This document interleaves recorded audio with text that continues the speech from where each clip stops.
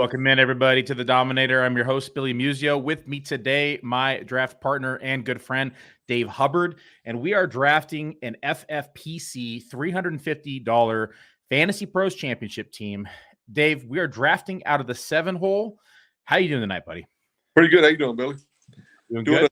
My first 350 in 6 weeks. I kind of took off from the 350s and concentrated on the mains. And you called me up and said, "Hey, you want to do a with me tonight?" And I said, "Sure, I'm always up for a draft." So we're trying our efforts in a 350 tonight. That's right. So we are just got done with our second pick in round 2. I'm going to pull up the board for everybody so we can start diving into the players, talking about the players that we like, the players that we don't like. We can talk about player selection. We did have a question come in through Twitter. Maybe we just kick off with that, Dave, because it does affect our first round pick.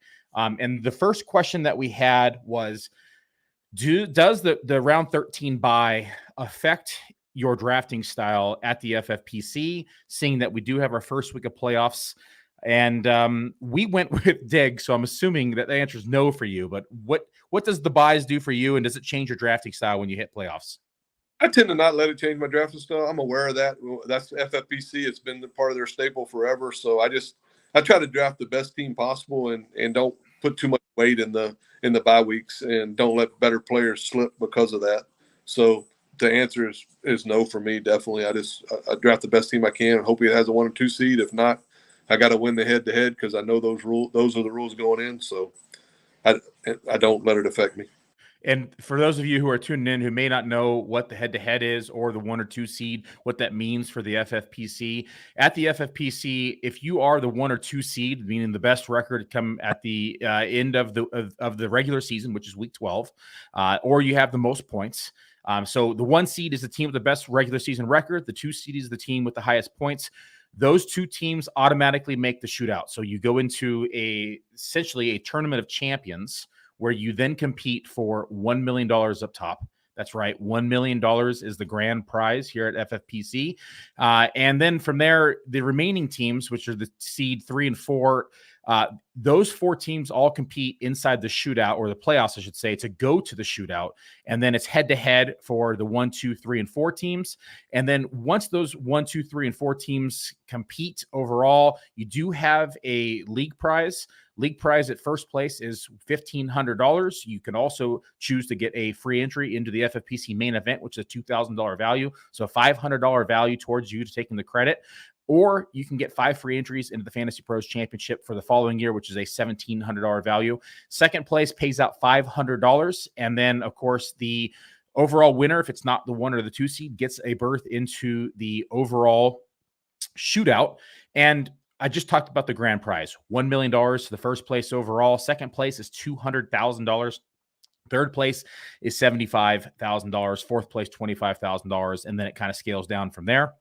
And there's a ton of options to get credits from 31st all the way down to, let's look at this, all the way down to 80th place. You can get a main event entry, which is a $2,000 value. So there is a lot of ways for you to win cash inside of this 350 Fantasy Pros Championship draft. And it just breaks down to, 1, of course, drafting the best team, but 2, how much you are working on the waiver wire. Dave, a lot of people ask the question, how much is luck in fantasy football and how much is skill? The honest answer to that question, I think luck is more of the variance factor for me. So I would say it's 30% luck for the people that win regularly and 70% skill. Because the people who are real good at this game are real good at drafting, they're real good at waivers, they're real good at lineups, they're real good at all aspects of it. And people that are novice that don't do a lot, they might be weak in 1 or 2 of those areas. So it probably 70 to 75% skill, 25% luck. And the luck in this tournament comes down to the 3-week shootout to me more than anything. And that's why I mix up my drafting style sometimes to have exposure to other players that have the ceiling to get hot in a 3-week period. And there's not many places where today in the world where you can put up $350 and take a shot at $1 million. So even if you're looking to do one team, I mean, there's guys that have won this tournament doing one team, won this and the main event doing one team. So there's not many places you can turn $350 into $1 million today. So if you enjoy fantasy football and are looking for a tournament to play, this is probably a great one to get your feet wet in. Yeah, and the beauty why I like FFPC in comparison to, some other sites, like there's a lot less players in the field here, right? 20,000 in comparison to some sites that there's 77,000 entries that you're competing for, $1 million, So the fact that you only have to beat out 20,000 is a lot more appetizing for me as a drafter, knowing that I just have to beat out these guys. We are on the clock right now. We're in the 3-hole, like I said. Looks like T. Higgins made it back to us. Darren Waller, who we both like, made it back to us. Deebo Samuel, think a few names that you and I both like. Is anybody else that I'm skipping over here? And we're playing, like we talked about, we're playing for in a shootout, right? So I think the easy pick here for me is T. Higgins. He's a guy that if something happened to Jamar Chase, who routinely in all of these drafts goes in the 2-hole. If anything happened to him, he has upside. And regardless if anything doesn't happen to him, one year they could be like Waddle and Tyreek last year, who finished 2nd and 8th overall in wide receiver rankings. So I think T's ceiling is too high to pass here in this particular spot. Okay, I'll lock in T. Higgins. It gives us a 3 wide receiver start, have a nice potential 0 running back build going. And for those of you who always hear Dave and I talk or me talk on podcasts about the stack and how many people own it, I'm going to punch our team here into the stack finder over at Fantasy Mojo. Darren does a wonderful job here supplying us with this data to where we are able to find ourselves unique builds and different combinations to help separate ourselves from the field. So, of course, we took Diggs in round 1. We got A.J. Brown in round 2. And then we turn around and get T. Higgins in round 3. Looks like there were 70 teams that had the Stephon Diggs, A.J. Brown start. That's a pretty common build that you can get at the tail end of the draft. We were just fortunate enough to get it here in the 7-hole. What is your guess for the amount of teams that have T. Higgins in there, Dave? I've done a lot of drafts. I've taken a break from the 350s. I haven't done one in about 6 weeks. I've been concentrating solely on the mains and preparing for the confined leagues that you and I do together, which have a bigger entry fee. If I was guessing, and to expand on that a little bit, if you're going to do these FFPCs, I would subscribe to the Fantasy Mojo site. The guy does an outstanding job doing what he does, putting out that ADP information, putting out the stack finder, and above that, he's an overall good guy. So I would definitely look into his site if I was going to attack these drafts in any kind of 3-pack, whatever you plan on doing. But I would guess, Billy, 11? 2. So we are now one of 3 teams with these 3 inside of our three starts. So that's why I thought he was the easy pick. There's drafting seasons in this thing. My drafting season started in May in these 350s. I did a lot of them. Then I switched to the mains, and it's a totally different mindset in mains. Players' ADPs have changed so much. So you can't do this in a main. There wouldn't be any of them. So yeah, two kind of surprises me because there's been a significant amount of more drafts in this than there have been in the main. So I'm surprised somebody hadn't been able to put that combination of players together. But good news for the home team. Yeah, there's 20,000 total entries in this tournament, 20,004. There's about 8,000 entries left. So let's just make the math easy. So 12,000 total teams in the tournament right now, and only 3, including us now tonight, have Stephon Diggs, A.J. Brown, and T. Higgins as their first 3 picks. Let's see if we get lucky who's come back around. I know that we do have some listeners in this draft tonight, so we're going to want to maybe hold off from talking to players until we're like maybe on deck or on the clock. But you know me, I don't like to talk till I'm on the clock. I don't want to 19 players that might be. I don't even use a queue for those that have. I never do. I like to just wait till I watch the board and Billy makes when I'm drafting with him and whoever I'm drafting with, usually making the picks. Only if I'm drafting by myself am I making the picks. But I find it better if you watch the board and you've done enough of these drafts, you can kind of see what's going to happen and don't bias yourself by listing 19 people in the queue that may or may not be there. It's irrelevant if they're not there. What difference did it make? So I like to wait till I'm on the clock and make my decision. So the tail end, we actually see 2 running back heavy teams. We have the 10-hole who goes Austin Eckler, Josh Jacobs, and TJ Hawkinson. The 11-hole gets a 3 running back start with Bijan Robinson, Nick Chubb, and Jahmyr Gibbs. We don't see many 2 and 3 running back starts nowadays in 2023. And here they are, two going, 2 running backs and 1 with a third. And then the 12-hole gets CeeDee Lamb and Saquon Barkley. We'll see what they do here as they're on the clock now at the 312. One other team, I should say, 3 other teams outside of us started 3 wide receivers. The 9-hole started with Amon-Ra St. Brown, Garrett Wilson, and Christian Watson. Of course, we took Stephon Diggs, A.J. Brown, and T. Higgins. The 4-hole took Jamar Chase, Waddle, and Ridley. Cooper Kupp, Olave, and Keenan Allen go to the 2-hole. How do those stack up with our 3? If you had to rank those 4 teams just by the receivers they have, which one are you taking? The guy in the 9-hole, I'm not going to mention names, but I don't know anybody in this draft other than him, and he's a really, really good drafter. So if you want to get semi-educated on maybe the right way to draft, he definitely has been really successful in high-stakes drafts, and I respect the guy's drafting ability. So I like the 3 players he took, and that's something I might have done in a draft. So I obviously like.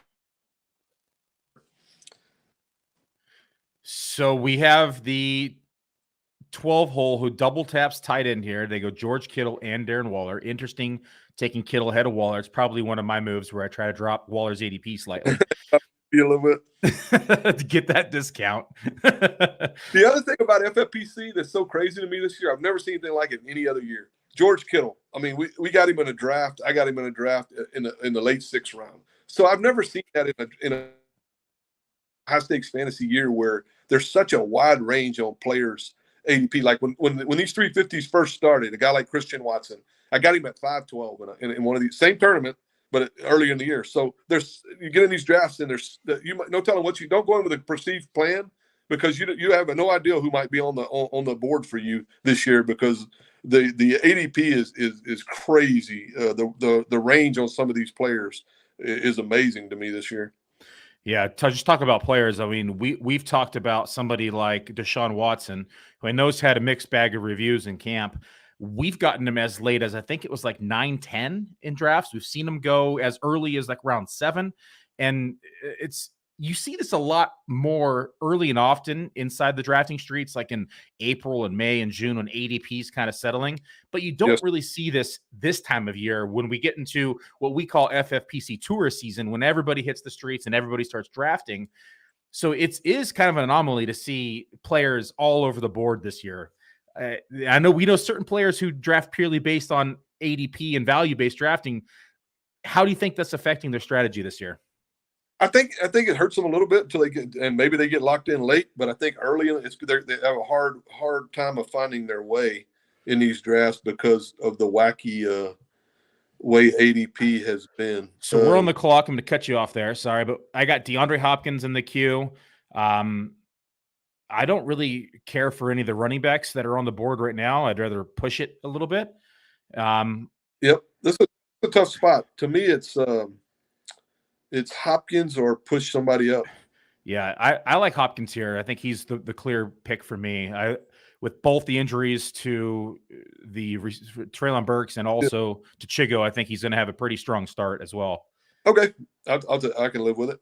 Okay, so we got a 4 wide receiver start here with Stephon Diggs, A.J. Brown, T. Higgins, and Hopkins. Should have probably punched it into the stack finder beforehand to see if any of the 2 teams had it, and they do not. So we are unique at pick 4. Which is that's amazing, dude. I thought that would be virtually impossible to accomplish through 4 rounds. So 4 rounds were unique. There's only 8 teams that have 1 degree of separation on us in the tournament. And then there are a total of, 248 teams that have 2 degrees of separation. And then the rest of the field has 3 degrees of separation on us. Very interesting. Don says Dave is spitting facts over here. And so question here, Dave, why would someone do 4 running backs off the jump when you could only start 3 max? Well, you can actually start 4 because there's 2 flex spots. So you can start 2 at the running back position, 2 at the flex spot. So you could technically start 4 running backs. And we all know that running back have, one of the highest injury variants inside the league. So typically some people like to lean that way. And he may have done a few drafts this week. Maybe this is his 6th FFPC 350 this week. And he, just dropped his running back build this draft, and he had maybe a wide receiver draft the other draft. And so players will change their structures. They'll change their drafting philosophy based upon, other teams that they have. I know I have a 4 running back start. I got, double tight end starts. I even have a draft, and I did this one in best ball, but I have a draft where I started 2 quarterbacks and 2 tight ends in the first 4 picks just to try to get more unique. Do you think that there's a point where getting unique may hurt a drafter, Dave, or do you think it's a good way to separate yourself from the field? When when you're first starting out in drafting, I think it could hurt you. But once you've been drafting a little while, I think it actually a benefit to change your structure of your drafts and be willing to go 3 running backs if you like the 3 running backs. The year I won the main event, I started 3 running backs and was one of the only a handful of teams that did that. Team won the main event. So there's definitely different ways you can structure a team and be successful. The problem is that people get carried away with that. They're pissing yellow or what, like they like to say, and they just never stop. So they never give themselves any outs to do anything different than that. So changing structure can definitely improve your drafting, I think, over time. And Dave, correct me if I'm wrong, you won the main event in 2016, correct? It's been so long ago. I think that's correct. It was back before diapers. I think this is the year. I got 2 kids in college, man. I need another one. Well, we've had a lot of success, at least in the high stakes leagues. We've had a mixed bag inside tournaments, but we have done well inside of the 10Ks. So for those of you watching, there is an FFPC 10K league. There's 2 of them. There's a couple 4K or 5Ks. There's 4 5Ks actually. And those confined leagues, Dave and I have had a lot of success. We're excited to be going to Vegas here in about, what is it, a week and a half now? And not long. Not long, right around the corner. So we're going to be in Vegas drafting here soon. If you're going to be there, please stop by, say hello. I'll be hanging out near the bar if I'm not drafting. And and I owe Dave a steak dinner because I lost the bet. Yeah, we get to collect. That's the only reason I'm going to Vegas, I think, collect this steak dinner Billy owes me. Yeah. What was the bet we had? Was it Romeo Dobbs versus Curtis Samuel in total fantasy points last year, right, wasn't it? You had the Doob side and I had the Curtis Samuel side. Yep. And it wasn't even close. I got smoked. Would you make that bet again this year? Billy likes to make those kind of bets, though. So. I told him I'm tired of taking his money. He's got 2 young kids. I don't want him having to feed me every year. Hey, I've done well in my other bets. I only lose to you apparently because I won my bet versus Dwayne McFarland. We're going to be drafting a 350 here by the end of the weekend, and then I'm on track to win my bet with Theo right now for another 350. So I'm liking my odds. That's better than this. Yeah. I don't want to bet for 350s. I do too many of those. The big steak dinners are a lot nicer than drafting the 350. Yeah, forget the name, but you found a bunch of these steakhouses. I can watch Billy drink 2 bottles of wine while I eat my steak. So that's facts, actually. Yeah, last time it was 1 bottle at dinner. I shared it. It wasn't just me. Yeah, you actually shared once. That was impressive. We're doing. We're going to be at SW Steakhouse. That's what I'm buying Dave his steak dinner. It's going to be down at the Wynn. Dave found a nice couple steakhouses and said, "You go ahead and pick since you're buying." And shout out to David Williams, a famous poker player who highly recommended that place. So appreciate it. Yeah, I have no problem paying that bet. It'll be a fun time just to hang out. Definitely. We are coming back around the turn here. We're actually seeing some quarterbacks almost go like best ball tonight. Yep.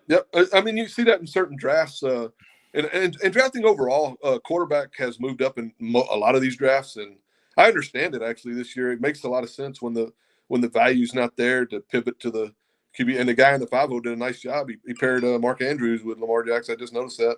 Really well done. We could have considered Lamar there. But these 350s, there's so many boards out there, and so many like Christian Watson. I gave that example. Where there's boards out there where people got him in the late 5th, maybe even early 6th. I don't know, in early drafts. So there's a lot of range on players that you have to consider. Oh, ETN almost made it back to us in the 5-hole. Yep. We're on the clock here. A couple names to consider. I know we both like James Cook. Ken Walker's here. I lean either Madison's there. Breece Hall, Kenneth Walker, or Breece Hall or Kenneth Walker for me, I think. I think I lean Walker over Hall right now, coming off the injury, and Cook there now. Okay. And go Kenneth Walker? I'm good with it. Yes, sir. Okay. Nelson wants to know if he shows up, I'll buy him a steak dinner. Nelson, if I see you in Vegas, I'll buy you steak dinner, buddy. Come on out. Nelson ain't showing up. He's busy doing He's gonna be drafting from home in his underwear. Yeah, he's got to have 19 laptops up to keep up with his draft. You don't have to worry about going up and getting into your pocketbook. He ain't coming. Offers on the table, Nelson. Yeah. All right, we have a question here. I'm high on Barkley. I know Dave's high on Barkley. Barkley actually moved up to RB1 inside my projections, slightly ahead of Christian McCaffrey. How high am I willing to take him, and am I willing to take him over Eckler? I would take Barkley at the 103 if Jefferson and Chase were gone. That's how high I would take him. How high would you take Barkley? Not how high I would take him. I put my money where my mouth is. I took him at 104 in a $2,000 main event. So I guess I'm on high on Saquon Barkley. But Barkley's another guy. There you go, Barkley. I've been willing to take him at 104, and Barkley has went back to me when I was in the 5-0 in the second round to a team. So those are factors you have to consider when you're drafted in these tournaments. But saying that, you can still win with Barkley. Even if Barkley comes back to a random team, has him with Jefferson or whatever, he has to put the rest of the draft together. And the player he took in the first round can't be a bust. And the rest of his draft has to pan out. So just because you took a player I don't get too caught up in the first and second round when I move players around, because the rest of the draft those guys have to pan out, right? So sometimes people put too much stock in, hey, I got Barkley at 2.8. Okay. I looked at a team tonight that got A.J. Brown at 2.9 or something, but he didn't do a good job putting the rest of the draft together. So I don't know if it even matters that he got A.J. Brown at 2.9. So there's a lot of factors that factor into it. Next question we have from Don is, how high are you willing to take Garrett Wilson? The highest I've taken Garrett Wilson this year personally, but I've done. I mean, I'm not suggesting this for you if you're doing one or two drafts, but I've taken Garrett Wilson in the 5-0, I think, in a 350. So I guess my answer would be 5-0, but I've also taken Garrett Wilson in the second round. So he's a player that definitely belongs, I think, in where he goes. And most of these drafts have figured that out, and you rarely see him fall past to the 7-0 in the second round. So his range is anywhere from like the 7-0 to the 7-0 in the second round. In the best ball tournament, Theo and I are the only team that have Jamar Chase and Garrett Wilson. Yeah, that's silly. I remember when that happened. Like, I pretty much had to go change my shorts. I was so excited. pretty good spot for him. All right, we got another question. Do you like Pollard, Amon-Ra, St. Brown start more, or do you like Amon-Ra, St. Brown, or Garrett Wilson start more in full PPR? I like them both similar. I think they both can get there. Probably depends on what you do with the rest of your team, but both those players, the reason they go there is they're highly explosive players that have huge ceilings. So I think both starts are valid this year.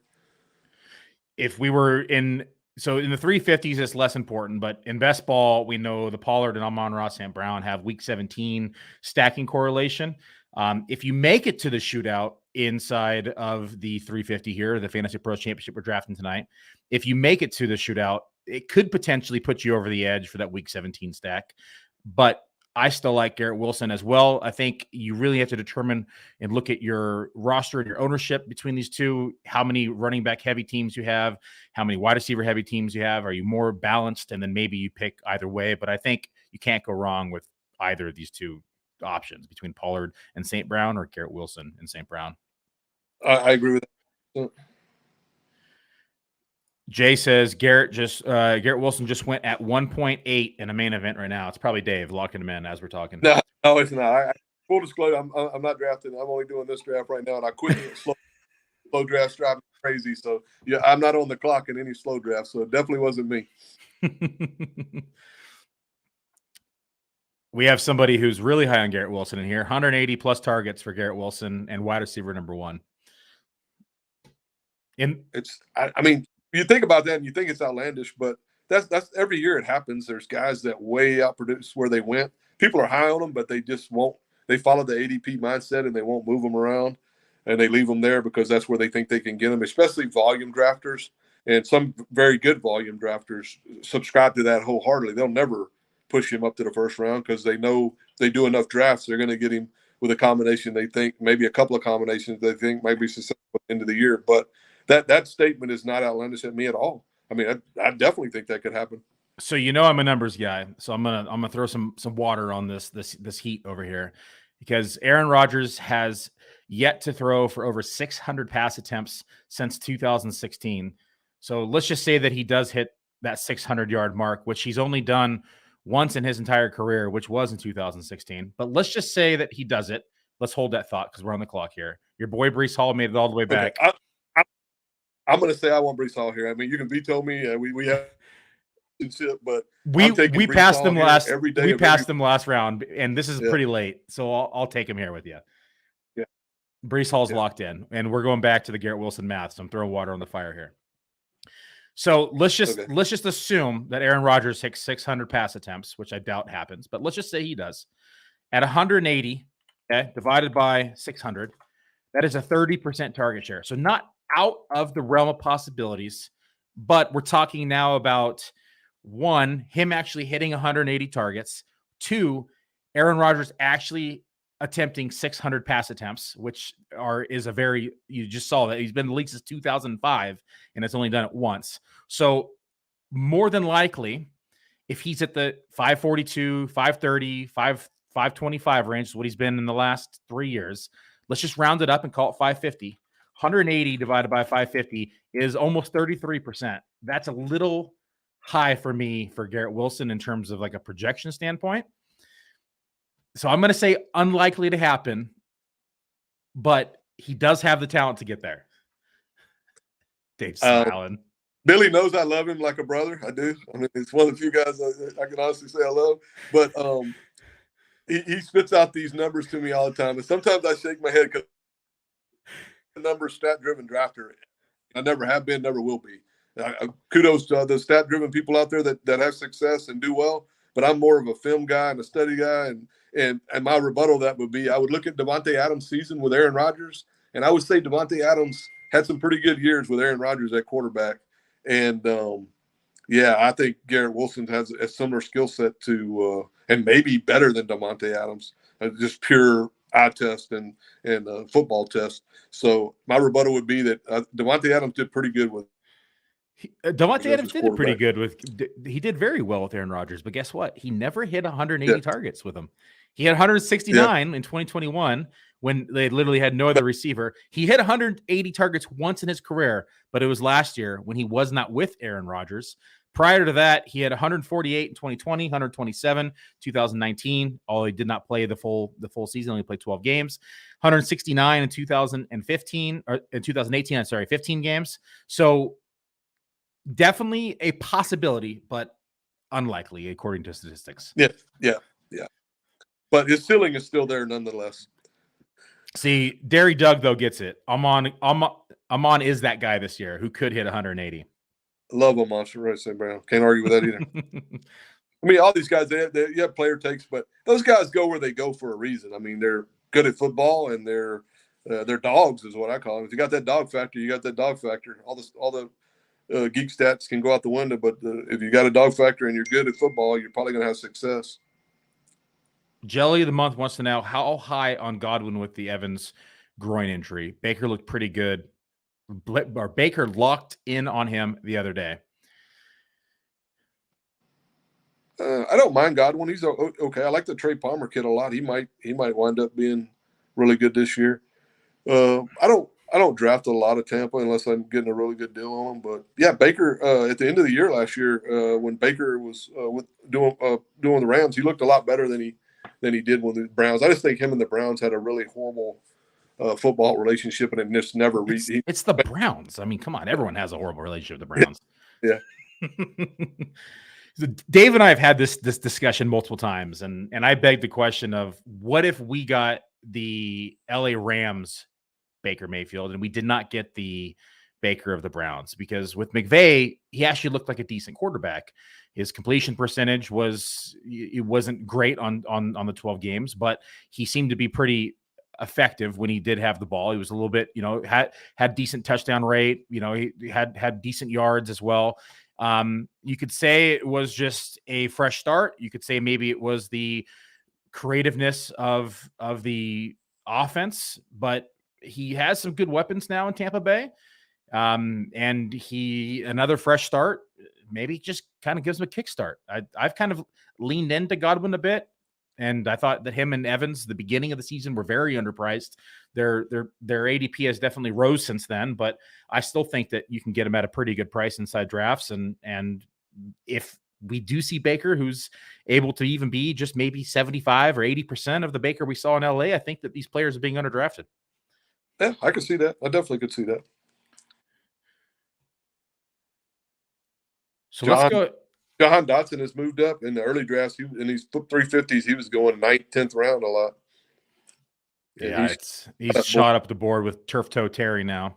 Yep. Well, let's recap the board for some of the audio listeners. The one hole starts off with Travis Kelce, Derrick Henry, can't even say his name tonight, Jalen Hurts, Najee Harris, Mike Williams, James Conner, Jahan Dotson. The 2 hole goes Cooper Kupp, Chris Olave, Keenan Allen, Dallas Goedert, Justin Herbert, J.K. Dobbins, and is on the clock currently.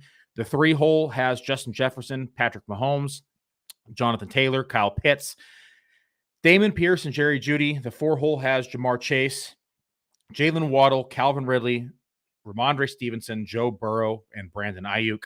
The 5 hole has Christian Watson, Mark Andrews, DK Metcalf, Lamar Jackson, Deontay Johnson, David Montgomery. The 6 hole, Tyreek Hill, Devonta Smith, Josh Allen, Amari Cooper, Travis Etienne, and Christian Kirk. And let's pause it there and talk about the front half of the draft. So far, which of these teams is your favorite build and why? This is a pretty good board. A lot of times I'm hard on people, but this draft's been pretty well drafted overall, I would say.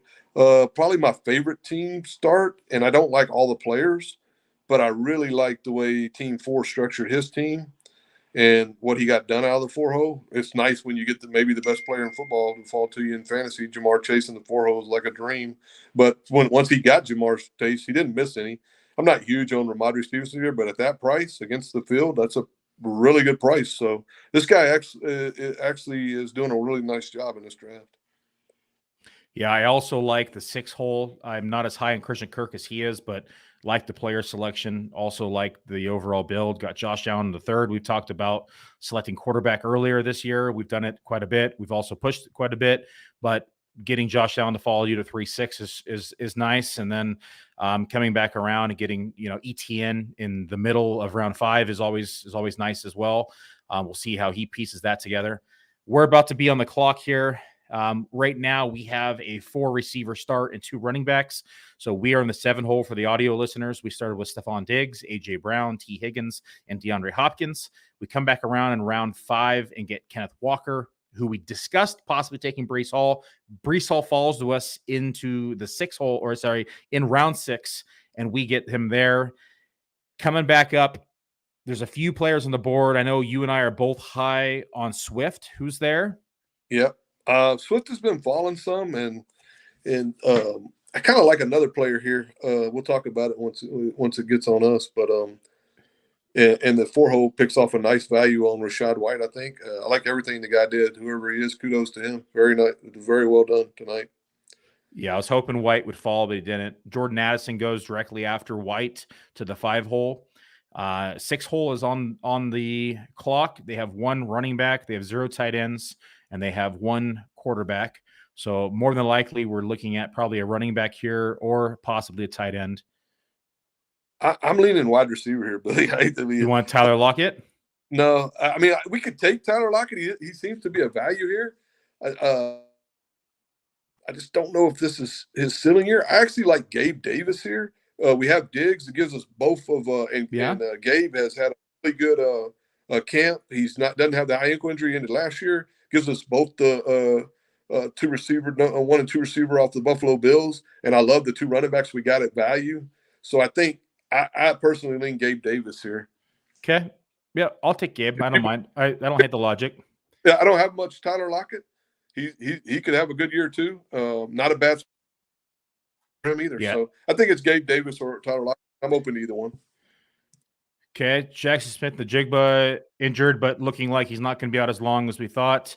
I like the logic of taking Gabe Davis, Stephon Diggs, and owning the 1 and 2 there. So I'll go ahead and lock in Gabe. I have Lockett higher in my rankings, but it's very possible that Gabe Davis has a strong season after disappointing last year. Yeah.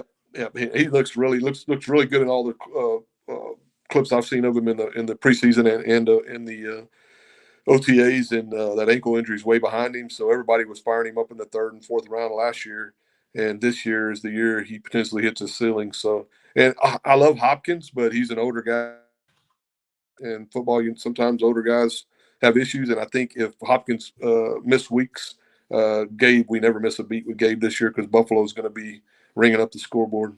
Yeah, last year Davis did play in 15 games, but as you stated, with that high ankle sprain and early in the season, just didn't look quite right the rest of the season. Even in a down year, in comparison to what people had him projected for, he still finished with 836 yards and 7 receiving touchdowns, which was wide receiver 36 in fantasy points per game, which is where we got him tonight. We got him at wide receiver 36. That's on one ankle, so see if you can click your number in your database and see what you can give me with two good ankles, what he might finish. We're bound for wide receiver 35 at least. At least. So we smashed where we got him. Smash value. What a pick.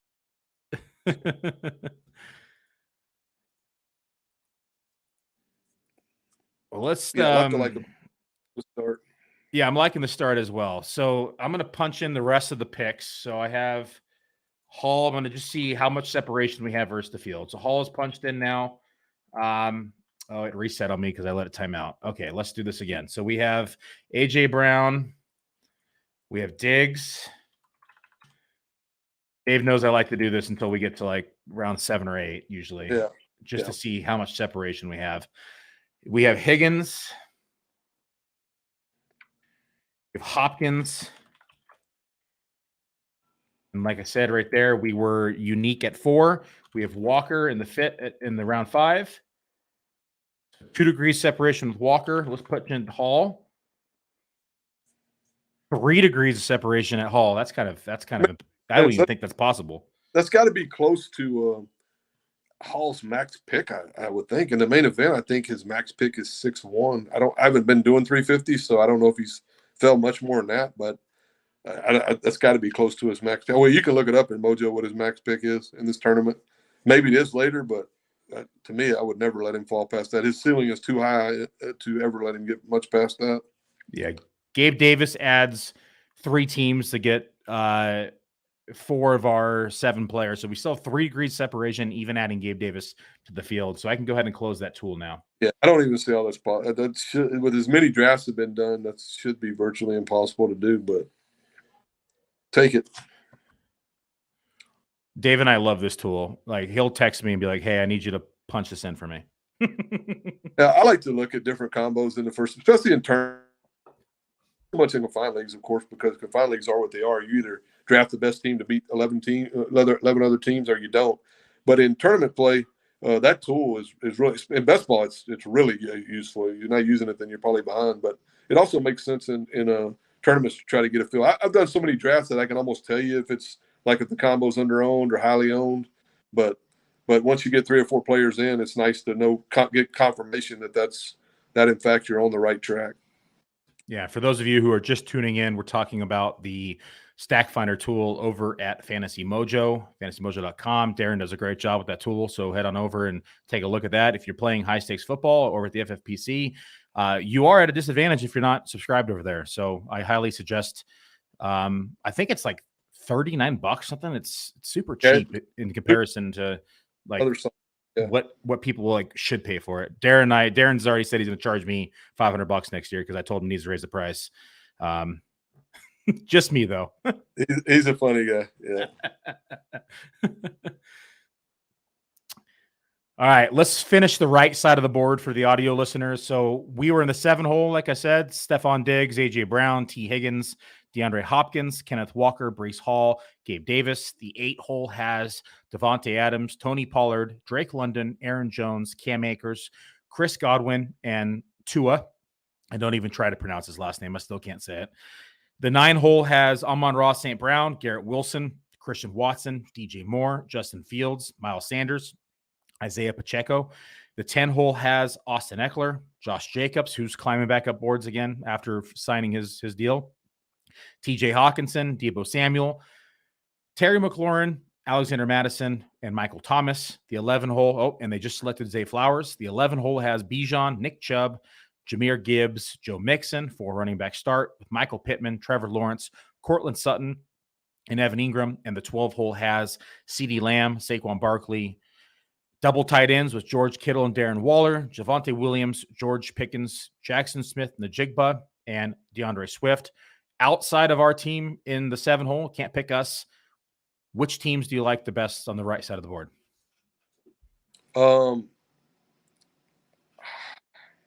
It's funny. I don't like some of the players that he took, but the 10-hole did a pretty good job of putting that together.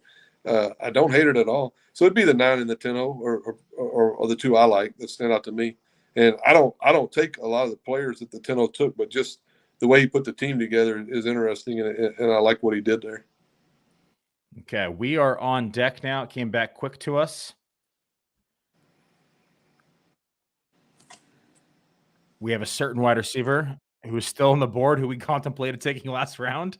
I think we take him here, and yeah, I think so too. And then we're nearly done at the position. Yeah, there we go. We got both guys. I don't think we got Gabe coming back, so that worked out. Lockett goes in the 6th round. A lot of these drafts. It's a weird draft, but they all are. FFPC promotes. I mean, for some reason, the ADP in these drafts have been insane this year. So we have our 6th receiver. We could pretty much be done at the position now. We could start to tackle the tight end position, the quarterback position, and then start to load up on some running backs. We did take 2 early. I mean, one's recovering from ACL, so we have 1.5 running backs right now at least, and we can at least start to tackle the other positions. Yeah, I like our receiver room a lot. I like the 2 running backs more than most, so I'm fine with this start. Big Mike is backing up my on-air statistic breakdown. The Jets have a good defense and a good run game. They ain't thrown for 600 attempts. What if he catches 20 touchdowns? How's that? That would do it. I think he's going to be red zone.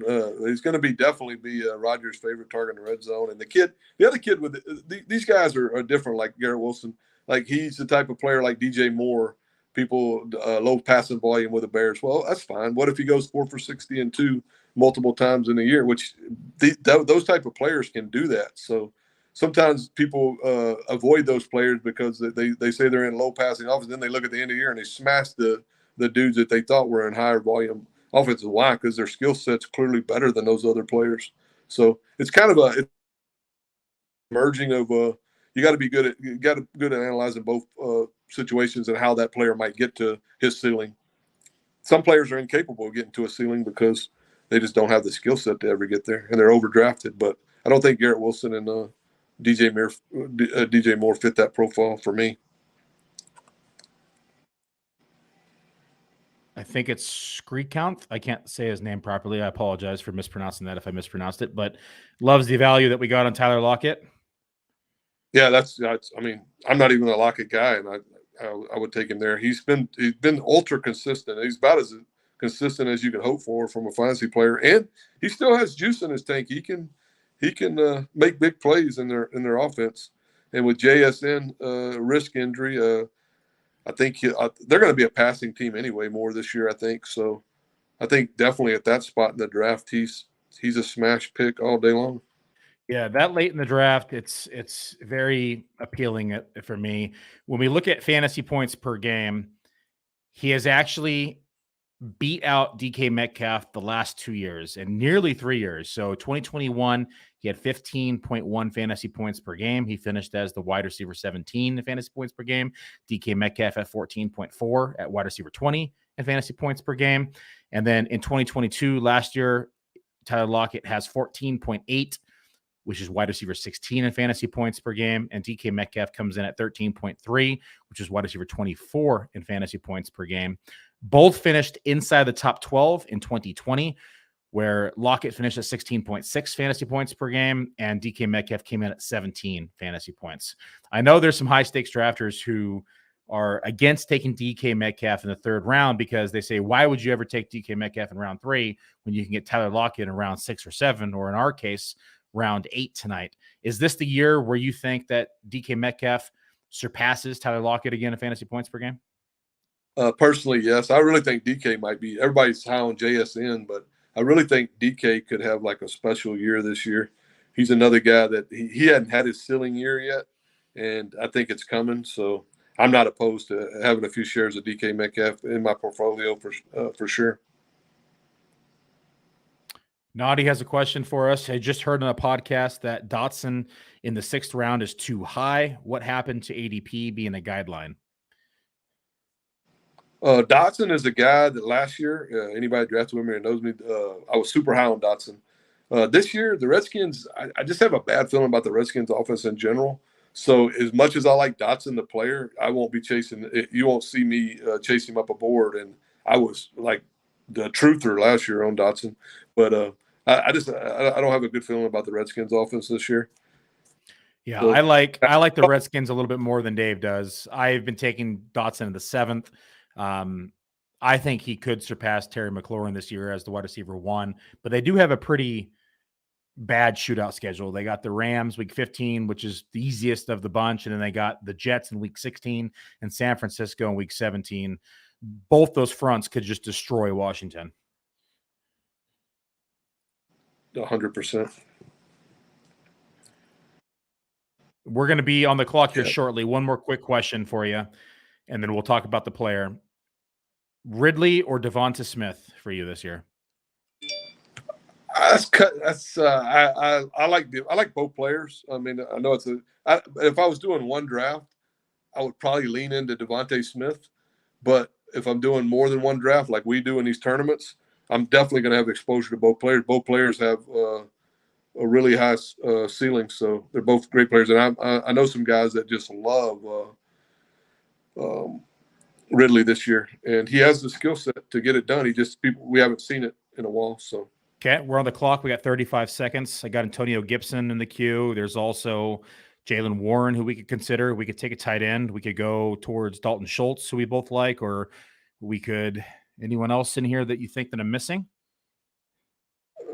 I like David Njoku, Dalton Schultz. I like both those players. Schultz is not sexy, but he's going to be involved in the passing game. We don't have a tight end yet. I lean Schultz over Njoku, but I'm good either way. Go ahead and pick. We got 4 seconds. Oh. 2 seconds. I'm locking in Schultz. All right. Yeah, we talked a little long there, but I think Schultz is a safe guy with a team like this that's going to get volume in the passing game in Houston. And he's with a young quarterback that favors the middle of the field, going with his first read a lot. So I think Schultz is a fine option if you pump back at tight end.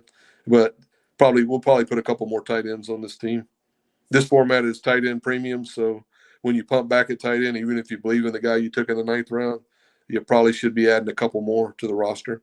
Could have taken Antonio Gibson there to get us out the gate in case Breece is not ready to go, but I'm fine passing him too.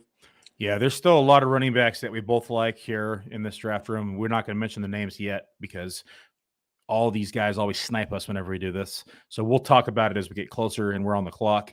But as it stands right now, we have our build right now is 0-2-6-1. Is that right? 1, 2, yes. 3, 4, 0-2-6-1.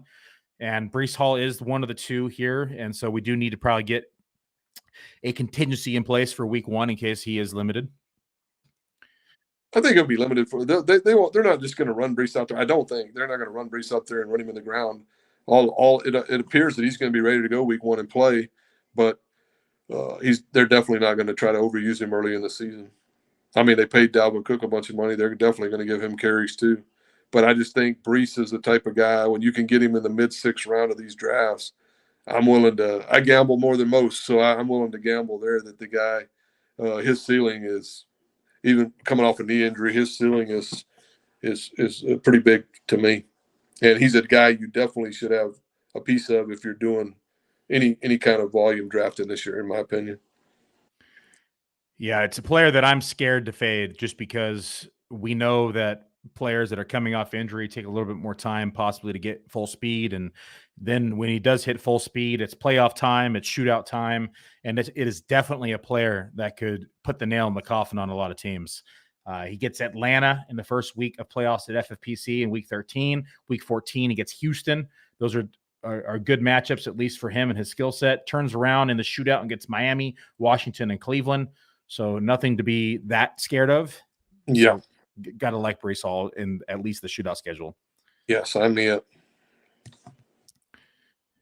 Anthony Richardson goes as the quarterback 11 off the board. I've had a lot more doubts on Anthony Richardson than most people. Are you comfortable taking him as your quarterback 1 inside of the tournament? No, I would never do that. I would take. He's a young guy. He's got a athletic skill set. I've gotten drafts where I've gotten him in the 13th round, and then the quarterback got pushed back in that draft, and I pair him with a guy that I think is ultra consistent, and then see if the light bulb goes off for him in the right time, because you're trying to win the shootout, right? The only reason this contest, you don't play it to win the league. So he's a guy that I think could have a ceiling, but no, I don't believe you should be drafting him as your QB1 and going into the regular season with him as your QB1. Yeah, there's a learning curve in the NFL for everybody. I mean, look at all the great quarterbacks that turned out to be really great quarterbacks. Some of them struggled in their first year, like horrendous rookie years, and then they learned a little about the NFL game and learned how to make their reads, and they got progressively better. I think that kid's kind of similar to that. A player that I can't help but kind of go back and look at his rookie season based upon the skill set is Josh Allen, right? Came in and struggled mightily in the passing game, 52.8% completion percentage his rookie year. Sure. Only threw the ball 320 times in 12 games for 2,074 yards. He did have 631 rushing yards, though, and 8 rushing touchdowns, which propped up his fantasy points to quarterback 14 in fantasy points per game. And then comes back in 2019, still with under 60% completion percent at 58.8%, but increased his efficiency and, of course, his games and total pass attempts, jumps up to 461 pass attempts and 3,000 yards.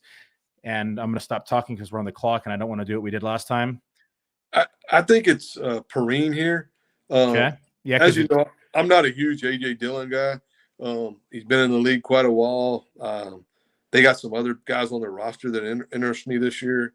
So I think Perrine with Javonte Williams issues, and Javonte doesn't look 100% to me when I watch him in preseason. So I think Perrine could have some value, and I think this is a nice spot for him. Yeah, Samaje is kind of the yin to the Breece Hall yang. It's a similar situation, right? We're going to see a bigger start to the beginning of the year, and then as we get Javonte Williams into the mix, then he'll probably start losing some touches to Javonte Williams, but that's going to be kind of the perfect timing for us to get Breece Hall inserted in the lineup at the same time that Perrine is starting to fall off. So it's a great pairing. That's why I like doing it. Yep, I agree. We have a couple questions asking if Matt is doing a high-stakes draft. Nope, tonight is just Dave and I. I have not talked to Matt. We're going to be streaming 6 nights straight on the Dominator. I will ask Matt if he wants to go this week, so he might join me.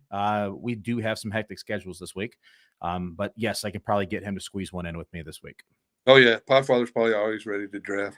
I'm going to tell him that we have to draft Quentin Johnson and Clyde Edwards-Helaire, though, and see what he says. Yeah. Click. He might hang up on you. It'd be like me telling Dave that we would have to draft a team, but I'm going to make him start with Josh Jacobs, Derrick Henry, and Najee Harris. Yeah, I wouldn't even be able to scream. I done went to sleep. Let Billy finish that one off. Dave would just leave. I'm going to ask Alex runs the FFPC. I'm going to ask him if we can list punters in these drafts. So punt one off, I can just say I'll just snap pick up, and then we know we punted that team, so we can go on and work on our. You definitely have punters for that. I mean, once you punt a draft, I did a couple this year where I drafted with some guys, and I like to mess with people. And I said, man, we our money's gone. I'd send them a little gift with it burning. So that was fun. That $800 ain't never coming back to me. Oh man. Well, we're moving along. We're 54 minutes into this draft here, and we are in round 10. So we are on track for just under a 2-hour draft. Yeah, this draft's moving. Nice. We got our tight end. We do not have a quarterback yet. We have 3 running backs. We're starting to fill in the spots. Yeah, I really like the Perrine pick for this team. Yeah, me too. Well, it'll be a debate week one. When you build these deep teams, there's two problems with them. Like this team, we have 6 viable wide receivers, so you have to submit a starting lineup every week. It's not best ball. It's not. You can't just sit there and say, "Oh, I got the team now. I can just let it go." You got to punch the button and get the lineup. Billy and I have had teams where we left 100 points on the bench many weeks. So when you build these teams, it's fun to build them, but then when you try to set the lineup, it might be a debate between Breece Hall and somebody. If they say Breece Hall's ready to go and he's going to get touches, and Javonte's, they named Devonta the starter or whatever. I mean, there's an example of a question you might have setting your lineup week one with a team like this. We're going to start T. Higgins one week, and Gabe Davis is going to catch 2 touchdowns and have 70 yards. And happens a lot with these teams. That's the only problem going like this, like you mentioned. I like deep teams. It don't bother me that much. It means I did a pretty good job drafting if my bench is scoring 100 points. 3 Hole said, "Oh, you think we're drafting fast, huh? I better slow this thing down." Took it all the way down. That's nice.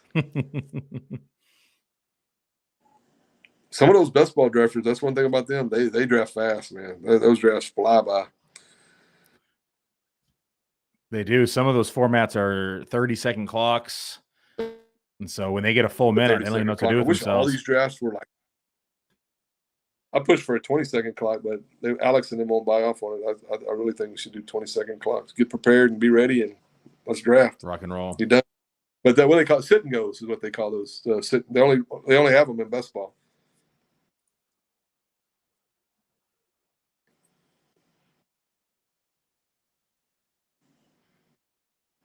Famous Jay asked a question that was asked earlier. Same question. Famous Jay is top of the hour, but we'll just give it to you.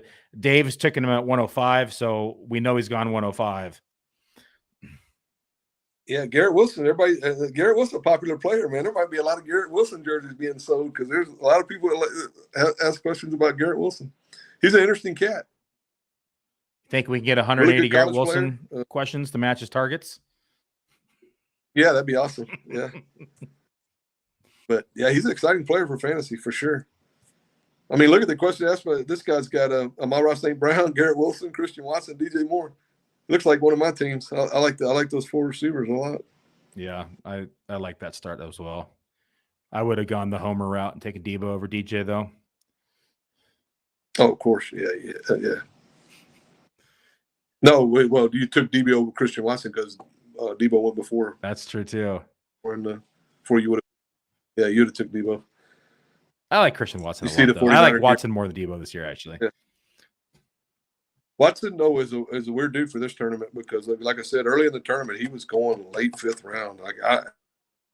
It took a while. Then when the main event's cranked up, he never gets out of the 4th round now. So light bulb went off and people started firing him. But early in drafting season, you could get some super deals on that kid. All right, we're coming back around. We're 2 picks out now. Round 11 started off with Cole Kmet, Elijah Mitchell, Jamison Williams, Sam Laporta. Marvin Mims is climbing boards the Jerry Jeudy injury. Yep. And now we're on deck. Yeah, Marvin Mims is a athletic kid. This pick is actually going to be easy for me. Yeah, I'm staring right at him. I think it's the same person that you're thinking of. We'll wait until this guy picks to say his name. We got 39 seconds for the pick. Better not take him. Yeah. I don't think he will. Let me look at his team. Not based on his team right now. I don't think it makes sense.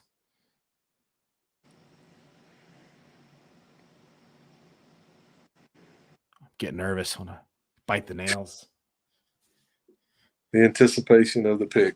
He's waiting for us to say his name. He's going to take it all the way down. Oh, we got him. Gainwell? Yeah, Gainwell's easy here for me. Yeah. Nice. We cleaned up at running back pretty easily there. This build, I think Gainwell's going to be used in their offense quite a bit this year. And at that price, even if he's not, you can replace him. But the coach really likes the kid. He showed up at the second half of the year. They went out and got those running backs. I didn't understand the penny pickup, but DeAndre Swift has massive talent, but he's never delivered it on the field really. any consistently. He showed flashes to us, and I like DeAndre Swift, the player, but I think Gainwell is going to play a little more than people think. I do too. We're hearing a lot out of camp saying that he's has the lead back role, and we've heard rumors of Penny being cut, and so there's a lot of uncertainty inside that backfield. But Gainwell seems to have a stranglehold on the starting spot right now. Yep, and that'll be interesting to see what the Eagles do with Trey Sermon and Rashad Penny, and how they and Boston Scott, what they do with that backfield. If you guys are tuning in, thank you for joining the live stream. I got Dave Hubbard, my good friend and draft partner, here with me tonight. Dave was the 2016, we believe, main event champion. It's been a few years, and so one of the best high stakes players in the world, in my opinion. Happy to have him as a friend and a draft partner. And if you are liking the stream, please hit the like button. It helps the algorithm over on YouTube to get more people and eyes and ears on this thing. And we can talk about the FFPC. We're drafting a $350 Fantasy Pros Championship team. As a reminder, it's 20,000 total entries in the tournament, 20,004 to be exact, $1 million up top. And so we are drafting the $1 million team tonight. Yep, hopefully. You think it has the juice to win $1 million? I definitely have some players on it that could put you in contention, and then just a matter if they can done in the 3-week sprint. Your dog likes the team. Here, I asked if he liked it, and look, he starts barking. Legend's giving her approval, or feed me again, but she usually don't eat this time of night. But being an English bulldog, she's a little spoiled.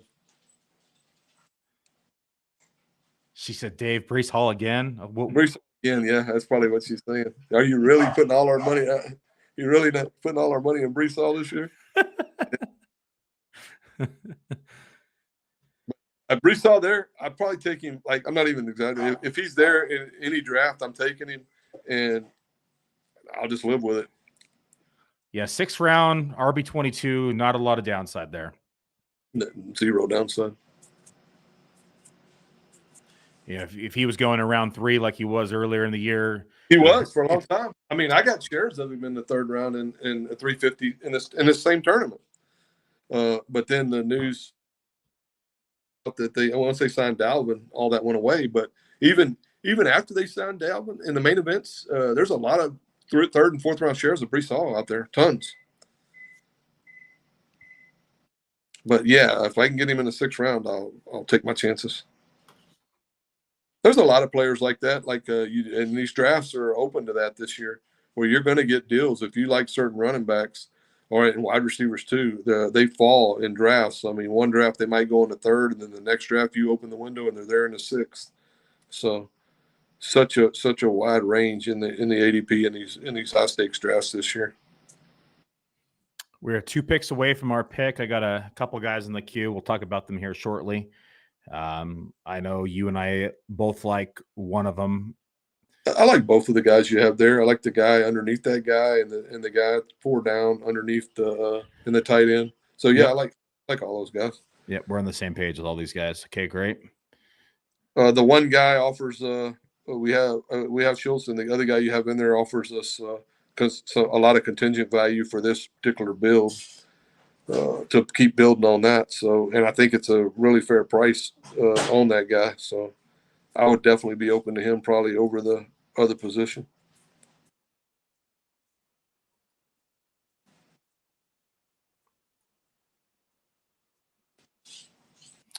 We got about 70 people watching the stream right now. Hit that like button, folks. If you haven't subscribed, go ahead and subscribe over to the channel. We're over at Player Profiler. We're doing 7 straight nights of drafts, starting with tonight. Okay. The other guy, the guy that you 2 of them went, so Algier's still there. I like Algier here since both the tight ends went. Yep, definitely. Okay, locking in Algier. But we're doing 7 straight drafts.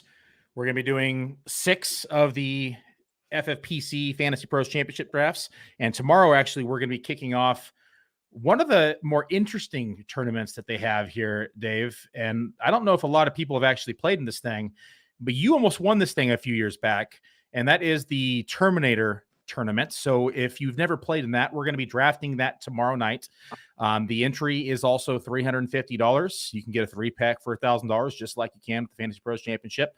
The format is best ball. The kicker here is it is 26 rounds in comparison to the 20 rounds that we get inside the best ball tournament, or in comparison to the Fantasy Pros Championship. And the big kicker, Dave, the one that might throw a lot of people off, but is one of the things that I think is the most fun about the tournament, is that you have to release or terminate one player from your roster every single week. Yeah, it's very interesting. I haven't played the tournament in a few years, but it's an interesting tournament. And when you called me and I say, well, you want to do this draft with me, I said, sure, I'll do another one. But it is an interesting format because you literally have to cut a player off your roster before kickoff every week. And if you don't do it, if you forget, then they're terminated, hence the Terminator. So they literally terminate your team from the tournament. So every year there's a few teams I think get terminated, cutting their player, forget, or don't get around to it. So, but it's a very, very interesting format. And it's a smaller tournament, so you're not trying to beat 20,000 teams. You're only trying to beat X number of leagues. So you have a realistic 384 total entries in the tournament. You have a realistic chance of winning the grand prize in that thing. I think all surprised they haven't sold that thing out already, because best ball players should eat that tournament up. Yeah, 384 total teams in the tournament, $25,000 grand prize up top. The prize kicks down to second at $5,000, third is $3,500, second is $2,000, fifth is $1,500, sixth place is $1,000, and there's a few 750s down to $350 at 20th place. The consolation bracket, there's $500 to the first place and $350 to second. Again, we're only facing the 384 teams. And then inside the regular season league prizes, you can either choose a FFPC main event league credit, which is valued at $2,000, or you can take $1,450 cash, or second place is $350. We'll talk more about that one tomorrow as we're drafting that, but give me one piece of advice for people who maybe can't make it right away that you like to do inside of the Terminator Tournament. It's interesting because late in the year is when that tournament's won. You got to decide, like, when you get down to the last 3 weeks, you got to look ahead and see, if I cut this player, how's that going to affect my team? Do I cut my kicker and my defense? Does that give my team more of a ceiling? So there's a lot of things to consider in that tournament. Like I said, I haven't played it in several years, but I'm looking forward to that draft tomorrow and thinking through some of that stuff. But late in the year, there's a lot of tough decisions you make. And I think a lot of people have lost that tournament by cutting the wrong player or wrong position late in the year, because you have to. I mean, you have to get down to 10 players by the final week. And so the last couple of weeks, you're cutting players that are valid players on your roster. And so you have to make a decision, well, my kicker, because you have to have kickers and defense in that thing. So late in the year, you have to make a decision, does my team upside if I keep this positional player and cut the kicker? Or do I keep the kicker and will it maximize points? So you really have to analyze the last several weeks of that tournament, I think, to have success. Yeah, I think I'd be looking to maybe cut, if you have 3 quarterbacks, you're probably looking to cut your third quarterback when you can. And as long as you've gone through your bye weeks with your first quarterback, there's a lot of different strategy involved with it. It'll be exciting to talk through that one tomorrow. It's going to be an interesting build. And so if you haven't ever done one of them, take a look at tomorrow's draft. It'll be a good way to kind of dip your toes into the waters and get an entry in yourself. That draft is not filled yet, so that is going to be tomorrow at 7 p.m. Eastern. So if you'd like to join us in that draft room, please do join us. It is the Terminator draft at FFPC at 7 p.m. Eastern on 8/29. That's going to be Tuesday.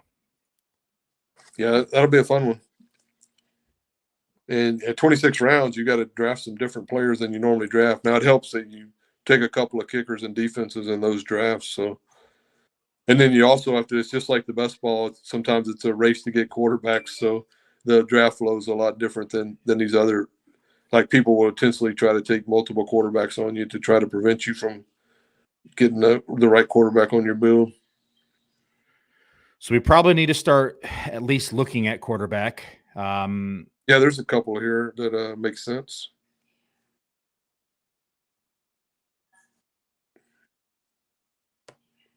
This guy ahead of us is still. He has Josh Allen, so I doubt if he's Mahomes guy took Dak. He just figured it was too good a deal to pass Dak in the 13th. So he looked at our team and said, "These guys got too good of a team. I got to take Dak from them." Yeah. It used to not be a factor as much in these high stakes drafts, but now I think Geno they're going to throw the ball a lot more. I think Geno's like literally a nice pick here in the 13th round.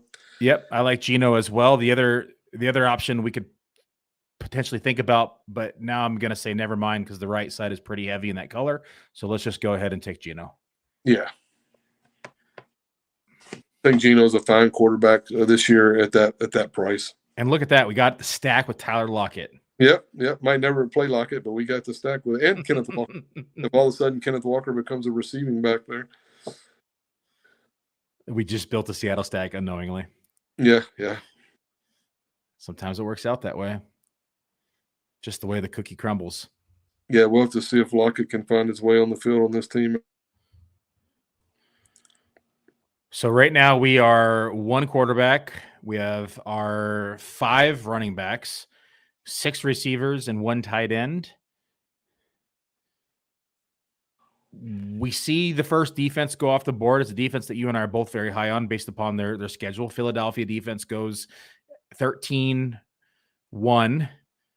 Yeah, they tend to be the first defense off the board in like a high percentage of these drafts, and they tend to go at a premium draft pick. I mean, it's usually 13th round. You see them going off the board a lot, 13th, 14th round. What is your opinion on defenses? Will you pay up for the Philly defense or another potential elite defense in round 13, 14? Do you typically like to push defense and grab someone that that you can at least maybe has a good shootout schedule or a good start of the season schedule? What's your philosophy with defense typically? If you were doing one team? If I was doing one team, I would definitely push defense back. I've historically always pushed defense back, but the last several years I've looked at some of my teams, and when you look at the shootout, a lot of times I think it's better to mix in a few of the elite defenses so you can have exposure to their potential ceiling game in the shootout. So if I was doing any kind of 5 to 10 drafts, I would definitely consider mixing in. I wouldn't get stubborn and say I'm just going to push back defense and take whoever and then stream it all year. It sounds good in theory sometimes, but streaming's a lot of work because you got to look at the matchups, and if you're doing any kind of other waiver work on multiple, if you have multiple teams, I speak from experience on waiver work, but I definitely think you should be mixing in your fair share of elite defenses in your portfolio. Yeah, I have increased my best ball drafts this year and have reduced the overall number of managed leagues. So I will have a little bit more time on waiver wire day, but we will still be having our weekly calls and setting those teams. And when you do take defenses, or you're streaming them, I should say, you also spending money, right? And for guys like you and I that usually pay up for players early in the season, sometimes money, waiver wire money is a valuable fab bids is a valuable commodity at the end of the season. And even dollar bids sometimes feels like it's breaking the bank. Exactly. Yeah. More than once, as you know, we've been in a situation where we had $5 left and you got to make a decision, but that's definitely a factor too. Quarterback was definitely the right pick. We saw 3 teams take their second quarterbacks after we took our first. So Jared Goff goes to the 10 hole, who already had Kirk Cousins. Aaron Rodgers goes to the 11 hole with the Trevor Lawrence owner. And then Russell Wilson goes to the Anthony Richardson owner in the 12 hole.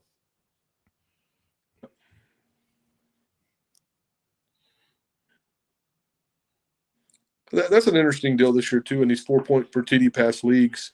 It's an interesting debate whether you take multiple quarterbacks or you just live with one and play the second quarterback off the waiver wire, which is my preferred method. But I've also taken 2 for, say, I get Jared Goff as a free look, and I don't have a Josh Allen that I'm never setting, or a Patrick Mahomes I'm never setting. So it's interesting. I tend to think my teams are stronger in these 4-point per TD pass leagues when I just go single quarterback and use those other roster spots for trying to find a diamond in the rough. Brian asking the question that we talked about earlier when we took Lockett was, why would someone take DK Metcalf when they can take Lockett that much later? Is he that much different than DK? DK in the 3rd round versus Lockett in the 8th. Lockett in the 8th seems like fantastic value. We did talk about the value of Tyler Lockett. We mentioned the fantasy points per game in Tyler Lockett surpassing DK Metcalf the previous years. Lockett is a little bit older, and it's going to be hard for him to enter the lineup because we are starting 4 receivers possibly with this build, and most likely with this build, with Stephon Diggs, A.J. Brown, T. Higgins, and Hopkins. So it would be hard for Lockett to probably crack the lineup, at least while people are healthy and there's no buys. But once we get the bye week blues and we get some injuries, Lockett probably hits the lineup. 100%. That's why that's why to do it too, because there's you can play in this format. I mean, I see these guys fill their teams with receivers they're never going to play. Like, I don't like taking more than 6 receivers on a redraft team in the FFPC format, because every year you can find receivers on the waiver wire. The only way I would be doing that, like taking 7 receivers, if I just went crazy and built a 5 running back start or something. But when I have 4 top flight wide receivers, sometimes I even have a hard time taking 6, because I think it's a flaw. Because you're never going to play them one, very rarely, and you need injuries. But you can also find replaceable receivers of the quality that you're drafting late in these drafts on the waiver wire every year. Yep, I agree with that. Like, Team 11 here probably takes 6, 7, maybe even probably 7 with the 4 running back start that he did. Yeah, because he's never happy with his receivers. He's never feels comfortable putting much less 4, putting 2 out there. But once you draft 4 running backs, you're forced your hand. You have to play them. I mean, you're never going to set Joe Mixon. You're never going to set him for Alan Lazard. No. Or Chase Claypool. Yeah, Claypool might. I don't know what you're going to do with Chase Claypool in this format. You got to pray. Is what you're going to do. Kind of tough. Yeah. They got Clement, Mooney, DJ Moore. I don't know. I don't see the upside for a Claypool pick, but that's just a personal deal. People know I'm high on Paris Campbell. They're asking if we're going to see round 18 Paris Campbell. Not today, at least from us. Maybe from somebody else, but not today from us. Paris Campbell goes pretty cheap in these drafts. Sometimes he goes undrafted. I think it's Dulcich. Yep. It's either Dulcich or San Francisco defense for me. All right. Let's take Dulcich. I think that's rated. He's run all the routes at that price. Another guy with a price like probably should be smashing him every time he's there, because at he's going to be the passing down tight end. Do you want him out there blocking for fantasy? Not really. He's going to run enough routes to where he could be valuable. And anything happens to Troutman, who has a history of being injured, he'll have to go back to playing 3 downs. And we got him as tight end 22. That's got to like the price there. I think that's a really good value for with his skill set. That's really nice. Yeah, I haven't fully bought the negative press on him at camp. I mean, I've discounted him slightly inside of the projections, but he still comes in as a top 15 tight ends inside of the numbers. If he finishes slightly outside of that, I mean, tight end 22 seems like a pretty steep discount. Yes, for sure. Yeah. Well, I'm looking for somebody that's ceiling there. And a lot of years they're not there. I mean, there's no tight ends that have a Greg Dulcich ceiling in the 14th round of PC draft. But this year, there's a few guys there that after the 10th round, there's a few guys that definitely have value. I mean, you could argue Cole Kmet, Sam Laporta, Jake Ferguson, Juwan Johnson, Gerald Everett. All those guys have a valid ceiling for fantasy this year. In years past, those guys, those type of weren't there in these drafts. So we're nearly finishing round 14 here. Again, outside of our team, go back to some of the teams that you mentioned earlier. We were in round 10 when I asked the question last, I believe. You liked the 4-hole to start. You liked the 9-hole and the 10-hole to start based upon how they were building the teams, whether it be player selection or roster construction.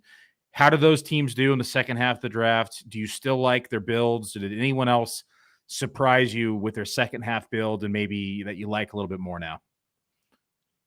No, I clearly think the 4, 9, and 10 are the teams we're going to have to beat in this league to get to the shootout.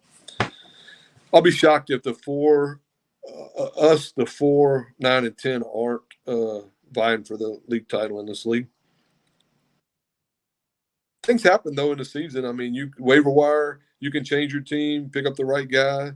There's a lot of factors in fantasy football, but we know going in that nobody in this league is going to outgrind us. So impossible. So we do have this, but I know I've drafted with one of these guys at least in this draft, and I know he's a really good player and does a lot of things right, not only in the draft but in season management wise. So yeah, when folks are listening here, Dave saying no one's gonna outwork us. Dave will message me at 3 a.m. and he's watching tape and he's talking about a player, and I go to add the guy to our waiver wire pickups, and he's already in there. Or we're in the middle of the Sunday slate games, and I start looking through our scores, and there's already like 7 guys inside of our waiver wire for each team. Dave's going through like a madman, already adding. This guy took 2 defense. What the hell? Mm-hmm.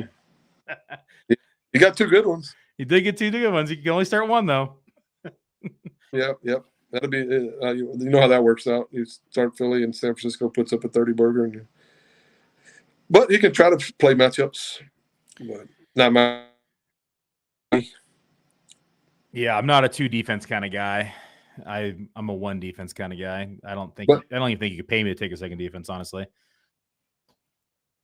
Yeah, but fantasy football is a lot more work than people realize. It sounds good to have. Oh man, that dude's lucky you draft 200 teams. No, not that much. I mean, my max year, I look back, I think I managed 510 redraft teams, and that was my max. Now I don't do many more than 200, but 200 is a lot, and it's a lot of work.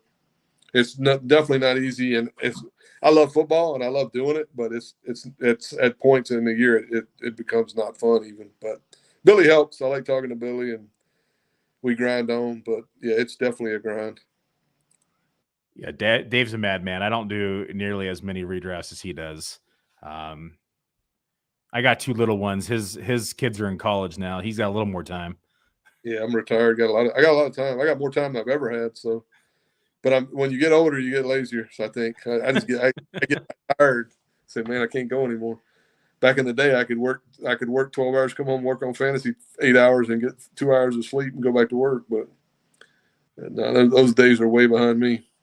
Yeah, people always have rose-colored glasses as they're in the drafting season, and we're adding our 50 redrafts, or Dave's scenario is 200 or 300 redraft, and then here comes waiver night. And you keep asking yourself, why do I do this to myself? Why do I do this? Draft. I can speak that.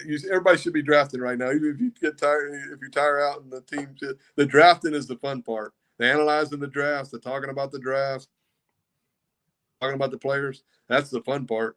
As soon as we get to Vegas, we do that last draft, and then Billy do that last 10K, and we're done.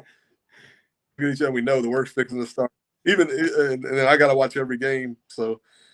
And then you start that Sunday inputting waivers, and it's like a Groundhog Day. My wife laughs at me. She said, "You're an idiot." I mean, literally like Groundhog Day. But she's understanding.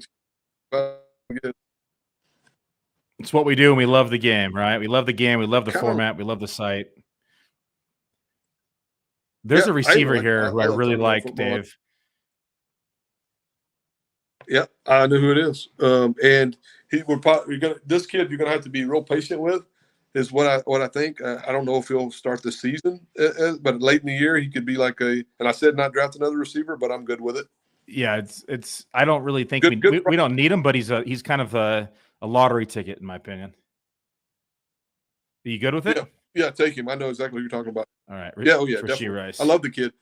I think you're going to see him on the waiver wire a lot because people are going to get frustrated with the kid. And I think maybe later in the year he might be the go-to receiver on the Chiefs. So I would, if you do draft him, that particular kid, I would hold on to him. I wouldn't be dropping him and let somebody else beat you with him on the waiver wire. And for all of those audio listeners who are taking a look now, or listening, I should say, not able to look, we're talking about Rashee Rice, of course, for the Kansas City Chiefs. They took him this year in round 2 at 224. He's coming out of SMU. Has looked really good in preseason, in my opinion. We saw him with a excellent college target share of 96th percentile, which is 33.2% college target share. Of course, lands in a dream spot with the Kansas City Chiefs with some uncertainty at the wide receiver position. So somebody's got to step forward as the wide receiver 1. We're expecting it to be Sky Moore, but Rashee Rice may eat into the number 2 role here. Kadarius Toney unable to stay healthy. We know, the other receivers, Justin Ross, Richie James, have had good camps as well, but Rashee Rice has looked absolutely amazing in preseason. Yeah, he's a talented kid, and I think he'll see for the Chiefs this year. But early in the year, he might not. It's a guy you're probably going to have to be patient. Jay just said earlier in his and draft, that's our strong suit. We're patient. Yeah, we're very patient, and we also don't need him to start with this team with the 6 receivers that we have. He can easily ride the pine until he does take that role. Sometimes we're not very cut people off. One bad outing, and he's on the scrap heap. But yeah, he definitely needs to be patient with that kid. I got him circled to not drop. Jay says he went at 12-3 in his draft. Where did he say? Yeah, that's pretty common for him. It's pretty common for him. So 12th, 3rd round, even in the main events, that's kind of where he's living. All right, and now we are really done at the wide receiver position. We said we were done, but now we're really done. Yeah. So now we got to decide: are we going naked Geno, or are we gonna? I'm fine going naked Geno, but do you want another quarterback on this team? No, I just want to roll with Geno. Do what I like to say is give Geno be good. There's quarterbacks on the waiver wire that if you take a guy here, it feels good to you, and it feels comfortable that you got your second guy. But in these tournament format leagues, I had Mike White on some teams at the end of last year, and he was balling. So when people take 3, I just don't understand. I think you weaken your team's success. That'd be a good one for Mojo to take a look at. How many 4 quarterback bills advance to the shootout? I would guess it's pretty low. I think that information is on the site. I think you can pull up the win rates. Even of these builds, not just best ball. Oh, it might be best ball. I don't know. Actually, I better not misspeak here. Yeah, I think they're in redraft. I'd like to know that, but they might do it. They're blocking and then they just cut them anyway. That's my point. Eventually, they're probably gonna, if they take 3 or 4, they're gonna have to cut them, because when you go to set lineups, you can't even set a valid lineup. So you can find it. My point is, you can find a quarterback that's semi-replaceable as the guy you're drafting here, and most of the time. Occasionally, I'll take 2 quarterbacks if I think there's one that really stands out and is like too good a value to pass, but I prefer 90% of the time to just go 1 in these tournaments. I'm going to scroll up a little bit. People can see the whole board. I just realized I was cutting it off. And you see the 9-hole. So he's got Justin Fields. He doesn't care if you're taking a bunch of quarterbacks. He's filling his roster with guys that he can play. Yep, some upside plays too. Deuce Vaughn. Yep. Jonathan Mingo. There's some people really high on that kid. Looks like he's number 1 in Carolina right out the gate. So I would rather own roster guys like that than roster a second-tier quarterback. That's gotten me in trouble before. I mean, I've went into the shootout with one quarterback. Probably shouldn't be doing that. You should probably find a second one if you do fortunate enough to make the shootout, because I've had a couple of teams that might have won the shootout, but quarterback gets hurt and you got no quarterback for 3 weeks. So there's sometimes I take too many chances. Okay, we're on deck here. I see a couple running backs I like. There's actually a couple defenses that we could even consider here, but the left side does have 2 with the defense already, so we could push it another round. I like Hayden Hurst or Isaiah Likely here for our team more than a running back. So, and Hurst is going to be on the field in Carolina, and he's running a high target rate share. So I think he's a value here. That probably not great to pass him here. He might be starting for us. It would give us our third tight end too. We could be done with the position. Yep. Okay, I'm fine going Hurst here. Lock it. All right. And now we're done at tight end. We're done at quarterback. We can focus on our defense, kicker, and running back for the remainder of the draft. Yep. Let's go ahead and we'll just show the bottom. People know we have the top already. Yes, it is Redraft Fantasy Dog. It's the Fantasy Pros Championship, and it's a $350 redraft league. If you buy a 3-pack, it's $1,000. $1 million is the grand prize.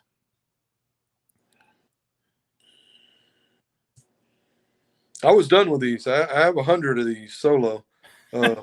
Billy talked me into it. He called and said, "I'm gonna do these streams. Will you do a couple with me?" I said, "I had 2 more to the waiver wire work, but I like this. I don't have this team in my portfolios.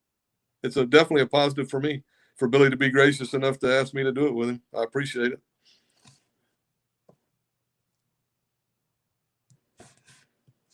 Yeah, always like to throw Dave curveballs, and when he thinks he's done something, make him do a few more. Yeah, do a few more. Add it to the waiver wire heap. Come on, Dave. What's 2 more? This is actually in all the years I've been drafting fantasy, this is the earliest I quit, drop dead date. I actually said I was going to do 30 football guys this year, and I did 100 before July was up. So I did stop. He's got such good self-control. That is a positive. I got a lot of free counseling from my wife, who's a psychologist. She's given up on me pretty much, but she did say she was proud of me for being able to stop drafting 350s for 6 weeks. So I'm showing some improvement. So there is that. Brian wants to know what is different in this draft, Dave, versus others that you've done in the year. I would say I can't say it's different because I mean every one of these drafts present a new different for me.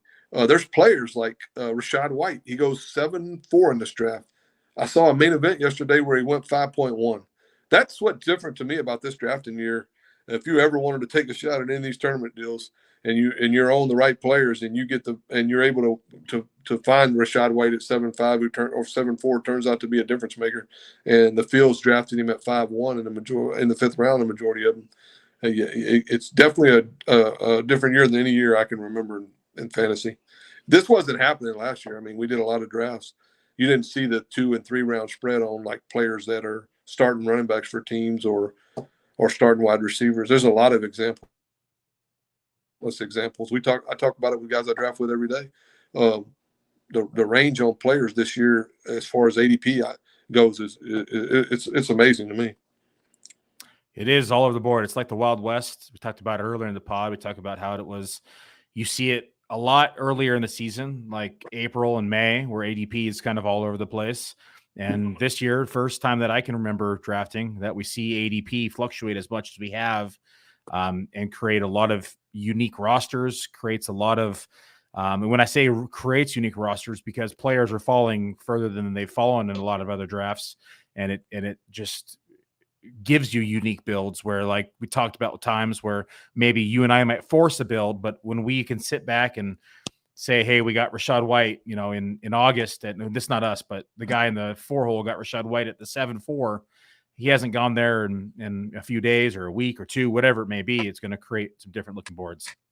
Definitely. And this year, it's like, I mean, it's extreme this year compared to other years that I've drafted. So that's why some people call me and say, hey, help me with my draft. I said, I can give you some advice, but when you get in the draft room, there's no guarantee that this year anything is going to flow. Like Breece Hall, I've seen him go still to this day in the main events. I saw him go 310 not too long ago. And in this draft, we get him in the middle of 6th round. That's just not something that occurred with the frequency that it occurs this year in years past. Yeah, I get questions all the time, whether it's email, podcast, Discord, Twitter. Hey, I got my draft coming up on Friday. I'm in the 10 hole. Who should I take? It's like, I'd love to be able to help you, but who knows who's going to be there? I mean, I can give you a range of players, but I don't know who's going to be on your draft board. I don't know what your home league does. Someone might fire up 3 quarterbacks ahead of you. 100, yeah, definitely. This year more than any year in the past. I did a private league draft with a good friend of mine tonight. where we draft a bunch of it's a league he does every year, and that draft was 100 times different than this draft. And these guys were serious drafters. They draft for a lot of money, and it was way different than these high stakes boards. So if you're doing local leagues versus these high stakes boards, and also the format matters. It's a tight end premium format, 4-point per TD pass league format. So you have to take all those factors into consideration when you're constructing teams. If you go into a draft and don't know your format, you're probably beat already. We're on the clock. There's a couple running backs I like. We could take a defense and be done at the defense position, but I kind of Baltimore Ravens defense getting the Houston Texans week one. Yeah, I think it creates an edge and might be a defense we hold all year. Their offense is going to be really good. They're going to be playing from ahead a lot, and they can put pressure on the opposing quarterback, create turnovers. And so, yeah, I kind of like the Ravens defense at this price. Perfect. Week one, good matchup versus Houston, like Dave mentioned. Only downside is they do have a bye week 13, so we have a drop of defense. And luckily, though, we talked about this at the top of the hour. Someone asked us, do we change our drafting strategy based upon the buys? And we took Diggs in round one, who has a week 13 bye. But look, Dave, we have Gabe Davis and Tyler Lockett we can plug in during that week, so we're in a good spot. Gabe Davis, we can't because he's on bye too. What am I talking about? Lockett.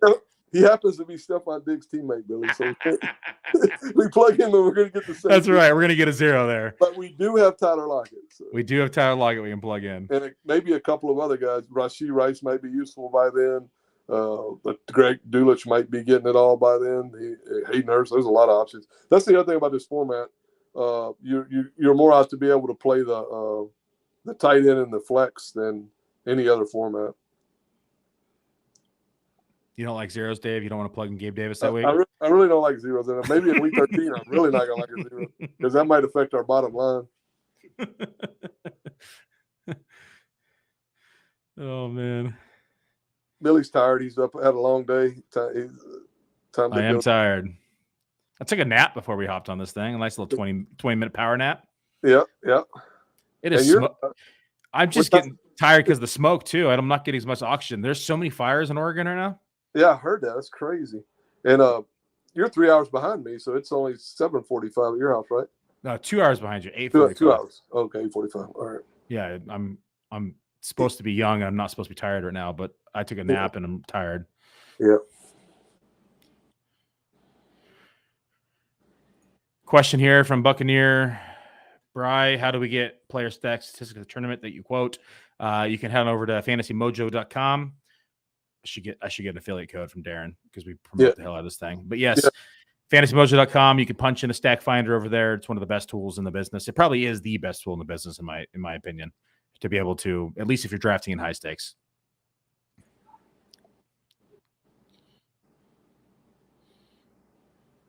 Kicker's starting to fly. Yeah, the Daniel Carson kid has a huge leg. That kick he kicked Sunday would have been good from 70, I think. He got a little swagger about him, too, for a kicker, so I like him. Nobody has the Pat McAfee swagger, though. No, that's true. Dude, I used to love watching him play, just lay out people, too. Yeah. He was so much fun to watch as a kicker.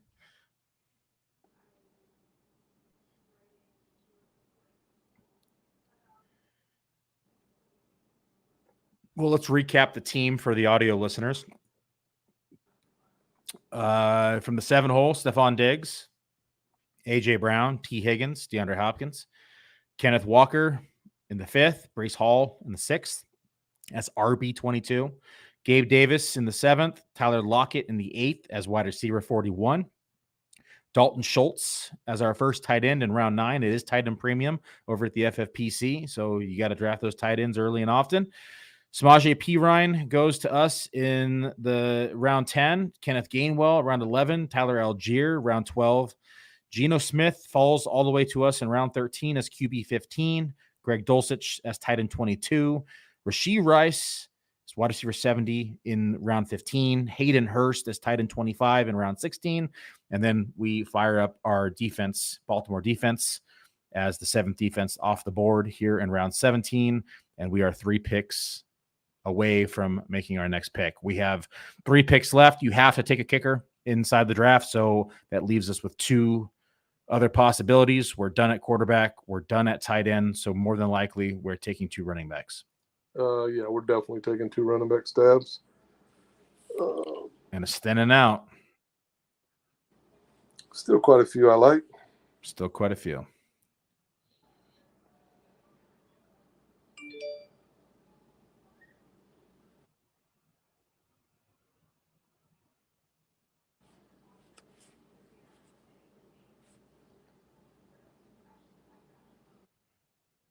William Wallace. Wasn't that like an English fighter back in the day? Yeah, he's famous. Such an English name, or Scottish. Is it Scottish or English? William Wallace. That's Braveheart's name, right? Man, I'm failing here in my history right now. All right, we're on the clock. I like Deion Jackson, Evan Hall. I like Evan Hall, Rico Dowell, Justice Hill. Let's go Evan Hall. Okay. Yeah, Evan Hall's an interesting guy to draft in these drafts late to see how the JT thing shakes out. Looks like the kid gets it in pass protection. He understands pass protection. Looks good, has good hands. Going to be used in the passing game. So he's definitely a valid. Right now, as things set right now, might change your mind if JT goes back there and signs there, and they work all that mess out. But right now, he's definitely a guy that you could mix in your portfolio who might be a starting running back in the NFL in the 18th round. Let me see if I can make this screen a little smaller so you can see the whole board. Oh, you can. Perfect. It's probably really bad on the eyes if you're on your phone, but if you're on your TV, you can probably see this really well. Yeah. So someone's called me out because I called William Wallace English. See, yeah. I knew it. I'm tired. Give me a break here. We're drafting football. We're not history class. Come on. I memorize stats, not swords and battles.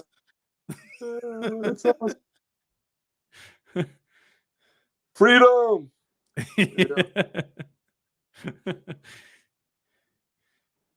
Somebody wants to know where Cordell Patterson is. He's undrafted right now. He's currently with the Atlanta Falcons, and they were talking about moving him to the Browns before the Browns decided to go the Pierre Strong way. So I guess he's going to stay with the Falcons and be a piece. Maybe punt return, maybe play a little wide receiver slot or something like that. Maybe eat into Bijan's workload and drive everybody crazy. I don't think that's going to happen. But I mean, could you imagine if they give him the passing down low? People would flip out. I actually shouldn't say that because Arthur Smith is an idiot. He's not my favorite coach in the NFL, but I don't even think he can mess up Bijan, but we'll see. Oh man. Atlanta Falcons are an interesting team this year. They have a lot of talent. Team 11 does have Cordell Patterson. Someone pointed it out for me. Yeah, he took him in the 16th. He has Bijan, so he took Patterson. But I think they clearly favor Algier now with Bijan. That guy has 4 receivers, and one of them's Claypool. Yep, and one of them's Allen Lazard. He's got Njoku at least. He could start a tight end. Well, he's starting 2. He's got the running backs in the flex. Never mind. Yeah, he's starting the 4 running backs. That's how he built this team. They're playing every week. Yeah. I mean, I've had good teams like that where I started 3, actually in this format, where I've started 3 running backs and really only had 1 viable receiver all year. I played the other receiver position off the waiver wire, and the team did quite well. But it's not my ideal strat. I don't like going into a season like that. But in this format, you can make a lot of stuff work if you're good at setting the lineup and good at the waiver wire. There's always somebody. We don't see them yet, but there'll be guys people bidding $400 or $500 on before it's over with. 3 defenses to the 1 hole now. Yeah, he's locked in. He definitely, if he can get it right, he's got 3 monster defenses. God, I wouldn't even want to put myself through that misery of trying to pick that every week. No, because they're all 3 really good defenses. But I'd be using, I mean, his team's going to be a lot better, obviously, I think, if he uses those slots on running backs or position players.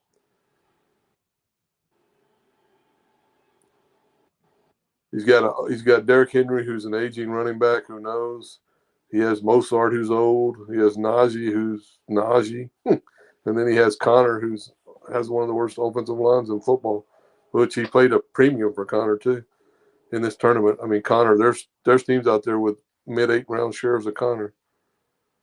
So I don't love what he did with that team. I like some of the players he took, but overall, I'd give that a do better. Like I do better. Yeah, like Dale says, do better next time. Keep grinding.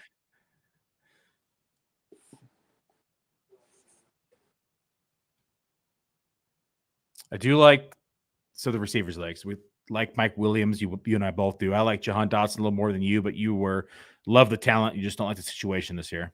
Yep. Romeo could surprise people as well, but we have round 14 shares of Romeo, so hard to chase him at the board around 8. I think we just take the Cowboys' number 2 running back here and Rico.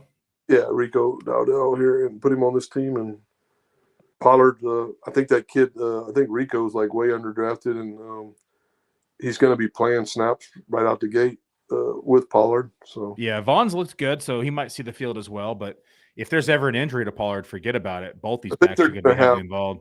I think they'll have packages for Deuce, but I just don't think Deuce can sustain like any kind of regular role in the offense. They'll have certain things they do with him, I think, but they know that he can't stand up to the NFL beating. He's tiny. Tiny dude. CeeDee Lamb had a funny deal where he left. I think I sent that to you, where he left the little baby cleats on the trash can and said, don't leave the stuff laying around the locker room. You got a little kid gloves and little baby sneakers.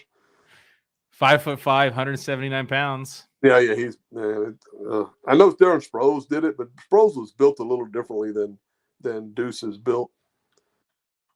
But even Sproles didn't. I mean, he still played more of a passing down row, and Deuce is not going to have that role with the Cowboys because that's what Pollard does. So Sproles had him by a full inch. Yeah, Sproles was built. He was a built dude. Yeah, 5'5" is a little guy, man. Yeah, he made some of those he looks small out there. I'm impressed by what he gets done though. He's an impressive dude. My wife's 5'2". I couldn't imagine her running around the NFL field. Running into that defensive line, the 300-pounders. Jesus. Yeah. It's kind of amazing. I mean, she runs into me, and I'm 260, so it's not, I guess, that big of a difference. Yeah.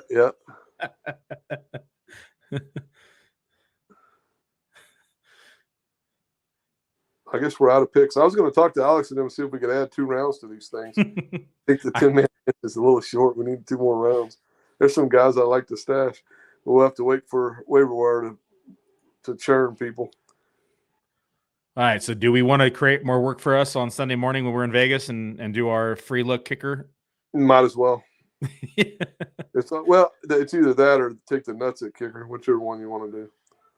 Yeah, we do have two out there that I really like still, but one, if not both of them, might be available Sunday morning as well. Yeah, all the guys behind us pretty much have kickers, so we can do your free look thing. I like that kid too. He's got a big leg, and I always look for a kick because I do so many of these drafts. I hated drafting that my kicker got cut or something and I missed it. So, but the kicker I like, they said he beat out the other kicker. So. And for those of you asking what the hell is the free look, what is Dave and Billy talking about? FFPC week 1, because there's drafts on Wednesday, there's drafts on Thursday, there's drafts on Friday, there's drafts on Saturday. We're drafting all day, every day at the FFPC in Vegas, which starts next week.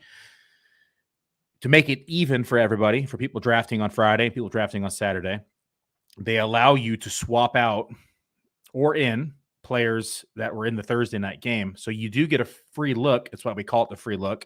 So if we have, let's just say that we were, the team in the 9 hole with Amon-Ra St. Brown, and you're plugging him in for whatever reason, he got shut down and maybe he puts up like 3 points. You can pull him out of your roster and start another player because he underperformed. And you could only do it week 1 as the other teams are drafting and getting filled. And then after that, it's business as usual. You put them in, they're locked at game time. But week 1, you get a free look on the Thursday night game. So we get a good one this Thursday, or next Thursday, I should say. We're a week away from kickoff, and we get Kansas City and we get Detroit on Thursday the 7th, Dave. 1 week from football. Can't ask for much better than that. So free look, Riley Patterson? Yeah, that'd be great. We'll take a look, and if he doesn't work out, we'll cut him. And so what we're doing here, folks, is we take Riley Patterson, we get the free look at the kicker spot, and if he doesn't do anything, we'll drop him on Saturday morning, or Sunday morning, I should say, Saturday evening, and we'll pick up a kicker going into Sunday slate, and then we'll swap him out.